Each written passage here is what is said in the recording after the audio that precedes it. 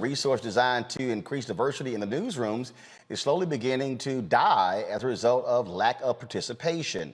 First of all, the News Leaders Association has conducted an annual diversity survey since 1978. First of all, AS&E has done it as well. The resulting report is a basic but indispensable tool for gauging diversity efforts in journalism and helps newsrooms see larger trends in hiring, retaining, and promoting underrepresented journalists, basically everybody who not white.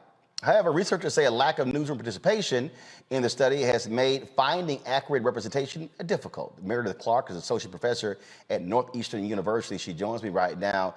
Dr. Clark, glad to have you here. I've been a member of NABJ now 32 years. It was always an annual deal. You would see this AS&E diversity report. A lot of newspapers would respond to it. And it always showed that you had a lot of newspapers, especially your smaller newspapers, that had no black people, no Latino people on staff. So then what happened, so these white managers are like, oh, this is making us look bad. We feel so awful. So you know what? We're just not even going to respond. Is that what's still going on here?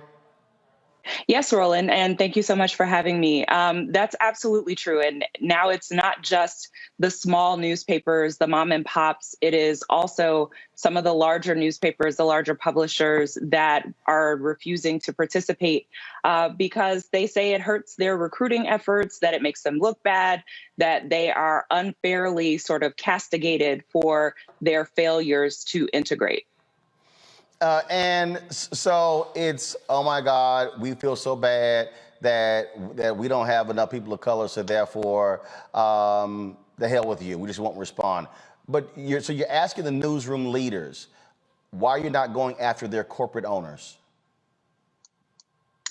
So we not only ask the newsroom leaders, think about it this way, the newsroom leaders are the point of contact that we ask to provide the data. We do actually, and in the work that I've done with NLA over the years, one of the things that I've advocated for is reaching out to potential partners to make some changes in terms of influence. I've worked with this project for almost 4 years, and the thing that I very quickly realized was that if you're simply relying on newsroom leaders to turn over this data, it's never going to happen. Nope. You're going to have to go to the power brokers. And for us, that's not just the corporate owners, because the corporate owners have a specific responsibility, and that's to profit and return something on their bottom line. For me, I thought that the proper strategy was to reach out to awards committees, to reach out to foundations that are responsible for giving grants to some of these organizations and say, hey, include a participation clause in your applications that says, unless you prove that you have participated in this research within the last 2 years, your application for whatever it is that we're doing is going to be ineligible. That didn't go over so well with some folks, and so NLA did not make that push. I'm hoping that they will reconsider. So have y'all published the group of people who have responded, and then have you published those who have not? This is breaking up a little bit for me here, so I'm going to repeat the question just to make sure I understood what you said. Yes, have y'all published the names of the individuals, the companies that have responded, but have you also put out publicly those papers that refuse to participate? No, NLA did not publish the names of the papers that did not respond. And so you mentioned NABJ earlier. And that's I'm also a member of NABJ, and you may recall that. Go ahead. I'm sorry. Go ahead. Well, you may recall some years ago that NABJ at its award ceremony did sort of a cheers and jeers.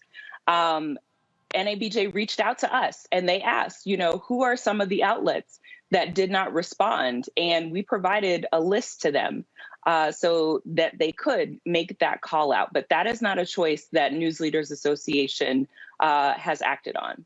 They should. See, trying to go to foundations or whatever. No, this is very simple. If the people, the people that have responded, you publish their information, right? Correct. Okay, so your deal should be, here's the list. This is sort of like an empty chair at a debate. And so you should publicly say who did not respond, and then put it out there on social media and allow us to tag those individuals and target them, because here's the deal. By the organization not stating who didn't respond, you're actually helping them. It's so, look, Henry, give me a shot of that Ida B. Wells artwork on my wall. This is the quote from Ida B. Wells that she is that's famous for, that speaks to what I'm talking about here, because trust me, what media hates becoming the story. Media cannot stand when they get reported on, when they get called out. They can't handle it. They love talking about everybody else, but then when you put media on Front Street, then all of a sudden it's like, oh my God, what are you doing? Why are you calling us out? Well, if you're not sitting here responding, you get called. You should get called out, and that's really what this whole thing is about. This is about checking media. She said the way to right wrongs is to turn the light of truth upon them. Y'all got to hit them with the light. I totally agree, Roland. And I think one point that it's really important for me to emphasize as an individual here, as a researcher, I am a person who is not a member of NLA. I am not part of their decision-making bodies. I'm the researcher that they contracted with to actually carry out the study. So one of the points that was made in the Neiman Lab story that came out a couple days ago about this survey and its dismal results mentioned a very critical point, and that is that I have resigned from doing this research because there are some things that I see differently from NLA that I think that we should act on. I can tell you that if you take that suggestion of naming and shaming, that was discussed for years and it wasn't done. So people can come to their own conclusions about what that means.